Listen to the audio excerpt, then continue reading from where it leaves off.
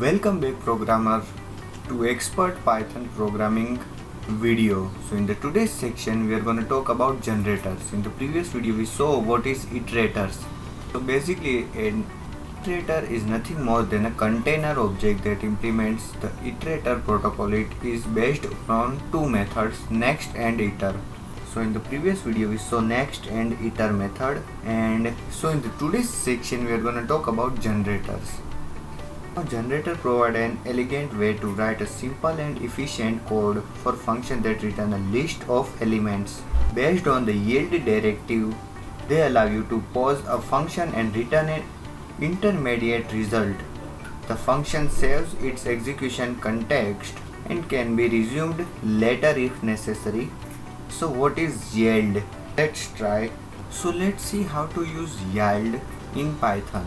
So let's create a function def_fun, and in the function let's say equal to 10, b equal to 20. Let's return a plus b. Okay, so whenever I call this function, so you can see we got 30, which is this a plus b. But what if I do like this, yield a?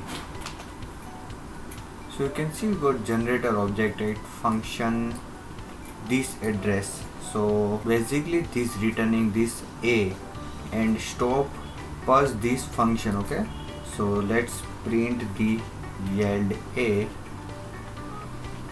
First I'm gonna remove this statement,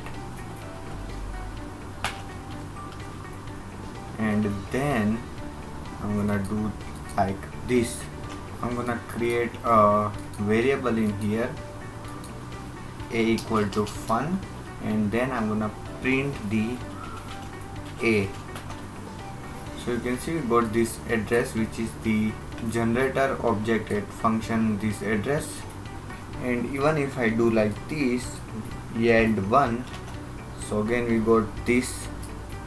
So this time I'm gonna use PyCharm, so we can see yield function or yield keyword perfectly. In Jupyter we got kind of problem, so that's why I'm using this PyCharm. You can use any IDE you want. Okay, so whenever I run this code in the PyCharm, we got a same output when I print the a. But what if I want to print this 10, which we yield? So and for that you can see we got a address in here. So if I want to print the yield data, so I'm gonna use for loop for I in a print I. So you can see we got 10. Now what if I do like this? You can return multiple values. So I am gonna print b2. I'm gonna return yield b. So you can see we got 20.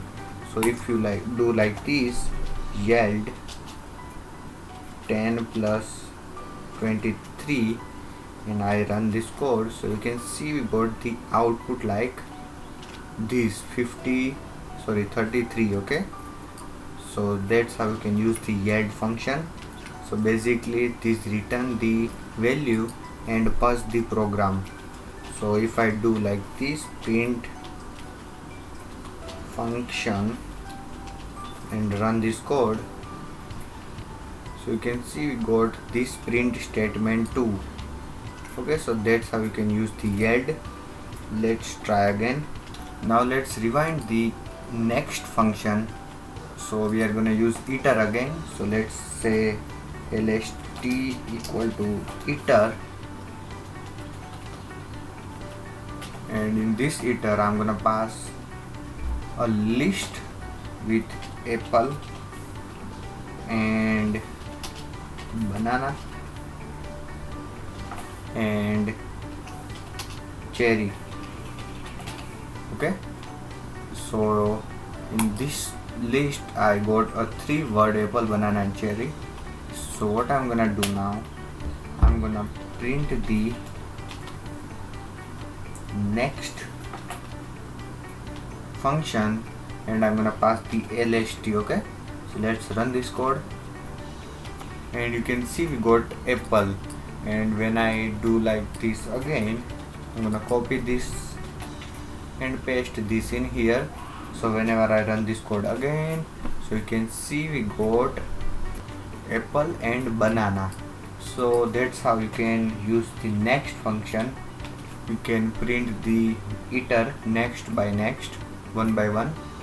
Okay, you can see we got cherry, banana and apple. So what if I use the for loop for this? For I in LST print next, and I'm gonna pass the LST. Okay, let's run this code again. We got banana, but we got a stop iteration, so we have to use LST -1. So we got error for I in LST unsupported operands type as for list iterator and int. So we got this error. So what if I do like this? Okay, we got error in here, unsupported operand. So simply I'm gonna do is L equal to length of LST. Oops, I forgot LST is the iter, so we can't use in here. So whenever I'm gonna show you why we can't use LST as a single list. So if I print the L, you can see the error is L equal to len LST type error, which is the because type list iterator has no length. Okay, so because this is the iterator, so we can't do this, and even we can't do like this. You can see first I'm gonna go in the next line, and if I do like this, and I'm gonna simply just print the I, you can see what we got. We got error string object has no iterator. So that's why you can't use iterator as a list. Okay, so now you got the point. Yes, you can do this while I less than. Let's take a for loop for I in range. Let's take a range equal to 0 into 2, 0 to 2, and in the range print next and pass the LST. Now I'm gonna do is run this code. You can see got apple and banana, so we have to do 3 in here, so we get a cherry. So you can see we got now cherry. So apple, banana and cherry, we got all of the 3 elements. So now you got the point what next function do and what is iterator. So in the previous video I talked more about iterators, so that is it for iterators. Now let's talk about generators. So we are gonna create a function which find the Fibonacci series. Now if you don't know what is Fibonacci series, so you can just Google it. Now if you know how to find Fibonacci series using Python, so you know the code is too much huge code. So Fibonacci series is like this. You can see 158, 30, 21, 34, 55 and so on. So 1 plus 1 equal to 1, 1 plus 2 equal to 3, 3 plus 3 equal to 6 and so on. So 3 plus 2 equal to 5 and 5 plus 3 equal to 8, 8 plus 5 equal to 30, 21, 34, 5, 55, 89, 144 and so on. So this is the Fibonacci series. So let's find Fibonacci series in only 5 lines of code. So let's try this. So let's say def, we are gonna creating a function def fib from friends. I like friends. Okay, def fib and b equal to 0 and 1. So equal to 0 and b equal to 1. Now I'm gonna take an infinite loop. So while true, yield b.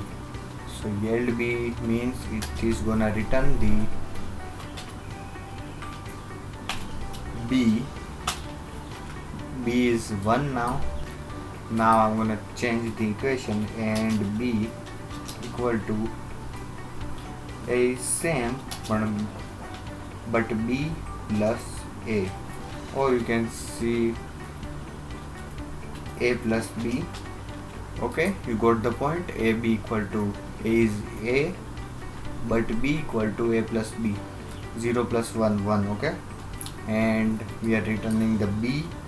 So before doing this, I'm gonna comment it out so we can see how to use infinite loop in function and how to use yield in loop. Okay, so let's try this.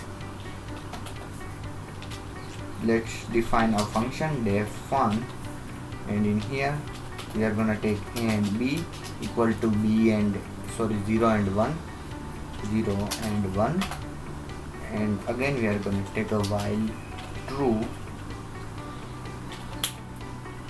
yield b. So let's see the output of this yield b, and I'm gonna run this code. Fun, I just called the function, so let's run this code.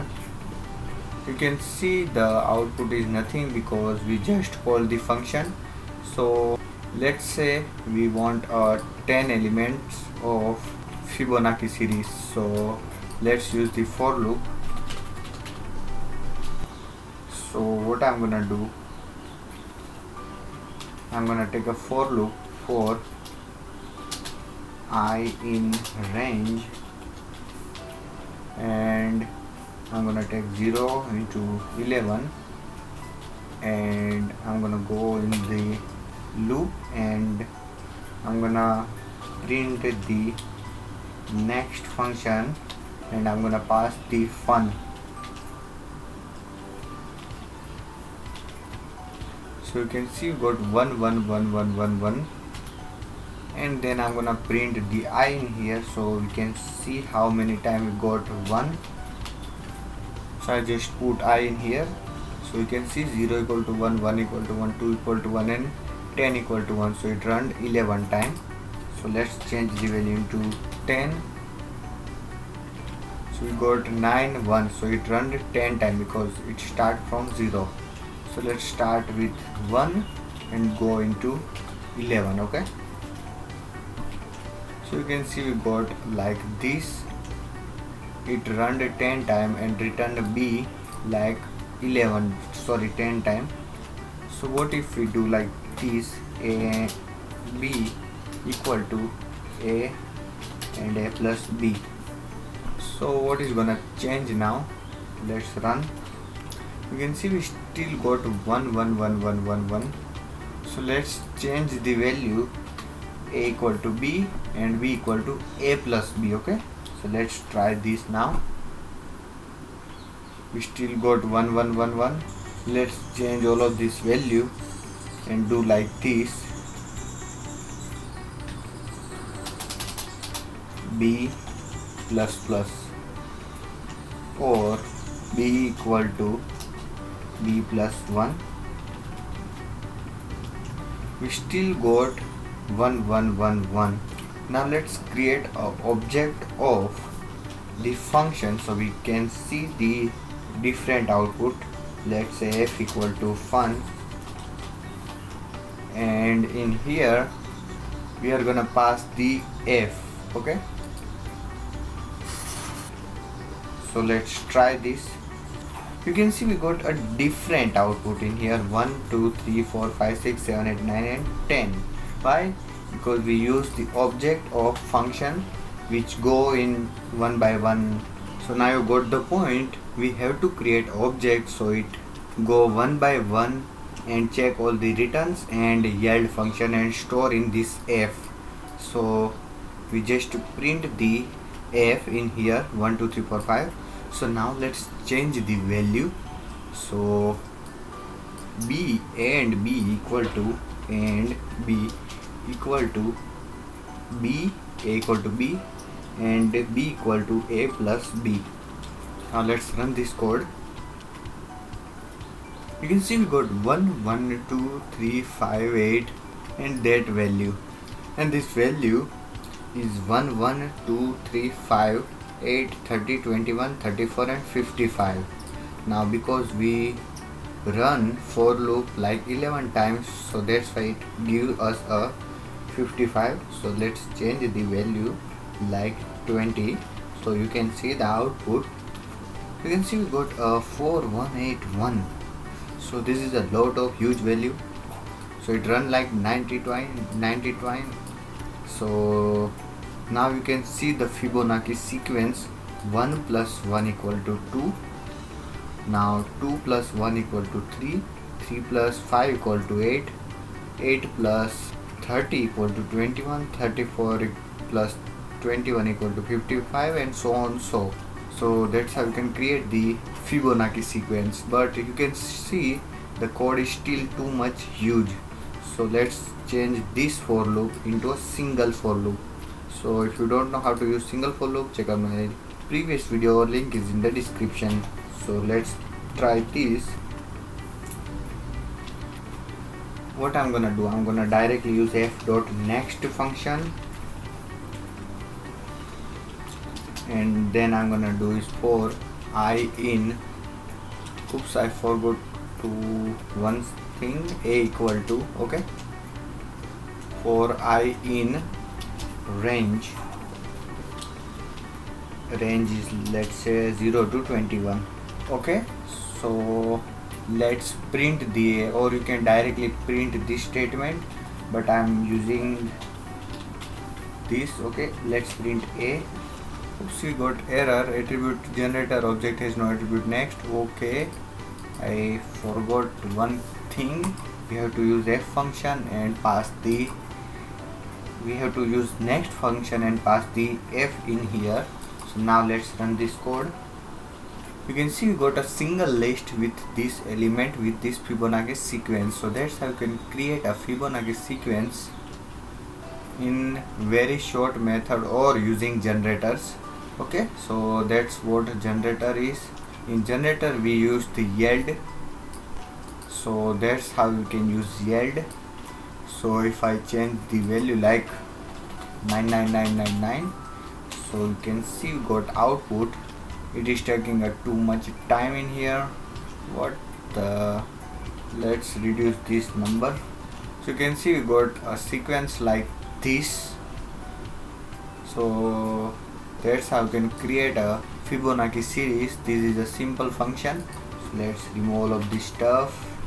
Now go in the second book. In this book we last saw this function sum.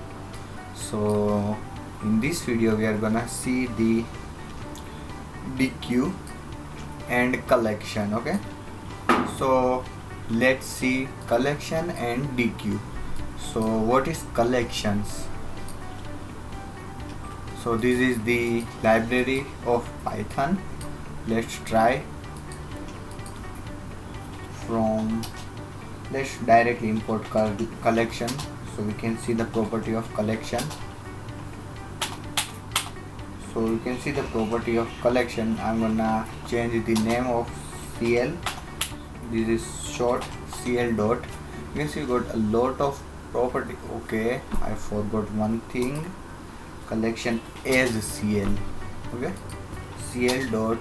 You can see we got a lots of property in here, like a science generator, a science iterable, a science iterator, a waitable, byte string, callable, chain map, collections, and lot of stuff. So in today's video we are gonna see, you can see mapping view, mutable mapping. This is a very important function, all of this. So comment me if you wanna learn all of this function of collections. If I got like 2 or more comments, so I'm gonna make a video of collections functions. Okay, so in the today's section we are gonna use DQ. So let's import DQ from collection, import DQ. Now first let's see what is dequeue, and then we are gonna see this function. Now the problem is you want to keep a limited history of the last few items in during the iteration or during some other kind of processing. Okay, so we are gonna solve this problem. You want to keep a limited history of last few items seen during iteration or during some other kind of processing. So we just done our iteration and generator. So let's see how to solve this problem. But first let's see what is dequeue. So dequeue is same as the list. Let's say d equal to dequeue dot let's first create a list in here. So I'm gonna pass the list as a parameter 1 2 3 4 and 5, and then I'm gonna first simply gonna do is print the d, so you can see the output. You can see we got a dequeue 1 2 3 4 5. So d has a lots of function. Now you can see like d dot remove, d dot append. So if I do like this, d dot append 10 and run this code, so oops, it isn't written something, so we have to do like this. I'm gonna cut this and paste this in here, and then I'm gonna print d again. So you can see we got a 10 in here. So if I want to remove this 10, so we have function d dot remove, and let's remove 10. Okay, so you can see the 10 is successfully removed in here. So that is a simple methods of dequeue. Dequeue is same as the list. Okay, so you can see we got count. Let's count the dequeue. So first parameter we have to pass is x. Let's try x. So you can see we got output the same list in here, and that's why, because we didn't print the count. C equal to, let's print c equal to d dot count. Let's print c. You can see we got 0, but if I change the 10 equal to, let's say d, we still got 0. So whatever value I add in here, it gives us a 0. But what if I add the value of this list? Like what if I add a 2? So it count how many 2 are in this dequeue. So you can see only 1. So if I change 2 like this, so if I add another 2, so you can see the output is changed. The output is like 2 now. Okay, so if I change it again, so you can see we got 3 2 in this dequeue. So let's try to 4. Okay, so we got only 1 4, so output is 1. Okay, so that's how count work. It counts the element. Okay, and this is the C reference of how to use C functions and C power in Python. So that's why we use collection, and dequeue is the method of collection. Now if you know C, so you know what is dequeue and how to create a dequeue. And let's use insert function of dequeue now.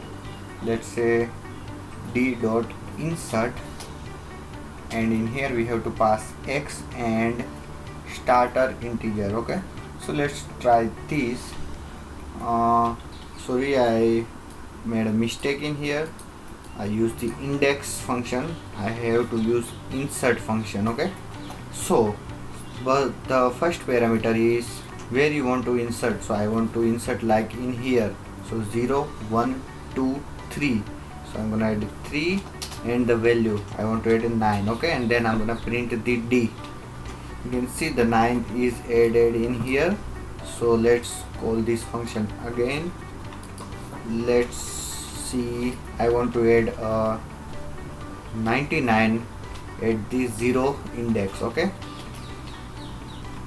You can see the first element is 99 and so on. So that's how you can use the insert function. And remember, all of this code is in my website, so you can check out my website, so you can get all of this my code. Website link is in the description. You can just go it in my website. If you wanna find the source code of my projects, so go in here. And if you wanna find my projects of GitHub, so you can go in here. Follow me in Facebook, follow me on Instagram, subscribe my YouTube channel in here. And if you wanna find the code of latest video, so just go in the latest post and you can find all of this code in here. And even you can see that videos, YouTube channels, YouTube video in here and in here. So check out my all-in-one code.pythonanywhere.com. Okay, now let's talk about index function. Let's use d.index. And in here we have to pass a 3 parameter, or you can add the 1 parameter too. So let's try with one parameter. So let's say if you wanna find where it is 4, so let's add a 4 in here. So you can see the 4 is in the 6th index, 0, 1, 2, 3, 4, 5 and 6. Okay, so let's say if you wanna find the 99, so which is in the 0's index. Okay, oops, you got error, 99 is not in the queue. Okay, we removed that line, so let's find the 1. So you can see 1 is in the 0th index. Okay, so that's how you can use the index function.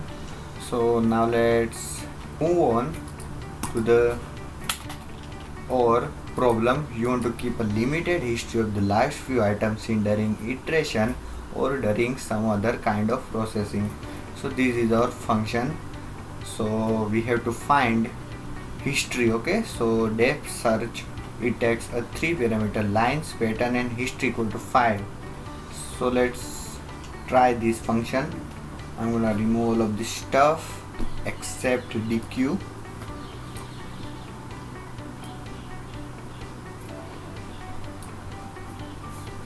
So in here we are gonna create a function def search, and it is gonna take a 3 parameter lines, pattern and history. Now we want to find history 5, so let's create a default parameter history equal to 5. Okay, so now in this function what we are gonna do is we are gonna wait for the next video. So that is it for today's guys. If you wanna see the part 4 of this video, so subscribe to my YouTube channel, hit on the bell icon so you'll never miss my latest video, and comment me for the next video. And in the 4th part of advanced Python programming, we are gonna solve this function and we are gonna talk more about advanced topics of Python. So if you like this video, share this video to others.